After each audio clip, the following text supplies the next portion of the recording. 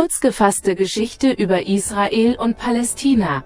Historischer Kontext. Das Gebiet, das wir heute als Israel, Palästina kennen, wurde von verschiedenen Kulturen bewohnt, seit Jahrtausenden. Die alten Philister, von denen der Name Palästina stammt, lebten in dem Gebiet von etwa 1200 vor Christus bis 300 nach Christus. In den folgenden Jahrhunderten sind andere Zivilisationen aufgestiegen und gefallen. Die Assyrer, Babylonier, Perser, Griechen, Römer, Byzantiner, Araber, Osmanen und schließlich europäische Kolonialmächte. Jede dieser Imperien hat ihre Spuren in der Regions Kultur, Sprache, Architektur und Politik hinterlassen. Jüdische Präsenz. Juden haben seit Jahrhunderten in dem Gebiet gelebt, mit einer bedeutenden jüdischen Gemeinde während römischer Zeit, 2. Jahrhundert nach Christus. Nach dem Fall des Osmanischen Reiches im Ersten Weltkrieg beanspruchten viele europäische Mächte, darunter Großbritannien, Territorien in der Mittelmeerregion. Die britische Regierung erklärte 1917 die Unterstützung für die Errichtung eines nationalen Heims für das jüdische Volk in Palästina. Arabische Präsenz. Gleichzeitig lebten arabische Bevölkerungen seit Jahrhunderten im Gebiet, mit vielen Städten und Dörfern, die bereits vor der Ankunft europäischer Mächte bestanden. Tatsächlich war die Mehrheit der Bevölkerung arabisch, als europäische Mächte ankamen.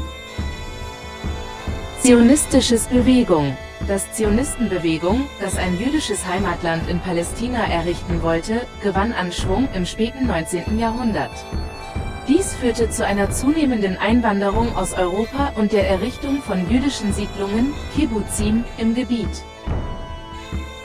Britischer Mandat. Nach dem Ersten Weltkrieg wurde Großbritannien vom Völkerbund beauftragt, Palästina zu regieren. Die britische Regierung setzte sich das Ziel, ein Heimatland für Juden zu schaffen, während sie arabische Rechte schützen wollte. Dies führte jedoch zu wachsender Spannung zwischen jüdischen und arabischen Bevölkerungen. Völkerbund-Teilungsplan 1947. Im Jahr 1947 vorschlug der Völkerbund, das Gebiet in separate Staaten für Araber und Juden aufzuteilen. Dieses Vorhaben wurde von Israel angenommen, aber von arabischen Führern abgelehnt. Der darauf folgende israelische Unabhängigkeitskrieg 1948–1949 führte zu der Vertreibung Hunderttausender Palästinenser, Nakba, in Arabisch, was Katastrophe bedeutet. Besatzung und Konflikt. Seitdem gibt es mehrere Kriege zwischen Israel und seinen Nachbarn, einschließlich Ägyptens, Jordaniens, Libanons, Syriens und Palästinas. Die israelische Besatzung palästinensischer Territorien führte zu ständigen Konflikten über Land, Siedlungen, Grenzen und Selbstbestimmung. Schwierige Themen. Beide Seiten haben Sicherheitsbedenken.